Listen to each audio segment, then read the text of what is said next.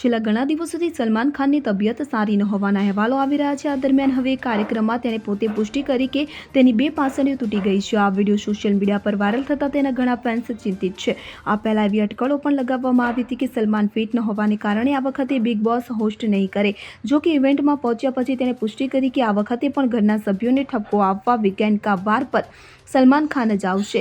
ઉલ્લેખનીય છે કે આ વખતે બિગ બોસ OTT સિઝન 3માં સલમાન ખાનની જગ્યાએ અનિલ કપૂર હોસ્ટ હતો।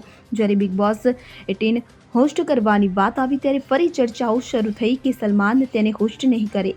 જો કે જ્યારે સલમાન બિગ બોસની ઇવેન્ટમાં જોવા મળ્યો હતો ત્યારે એ વાતની પુષ્ટિ થઈ હતી કે તે આ સિઝનને હોસ્ટ કરશે। આ દરમિયાન એક વિડીયોએ ફેન્સની ચિંતા વધારી દીધી છે। આ વિડીયોમાં સલમાન પોતાની વેનિટીમાં જતો જોવા મળી રહ્યો છે। દરમિયાન ફોટોગ્રાફરો તેને ઘેરી વળે છે। આ દરમિયાન સલમાન નજીકના લોકોને કહે છે કે સાચવીને 2 પાંસળી તૂટેલી છે।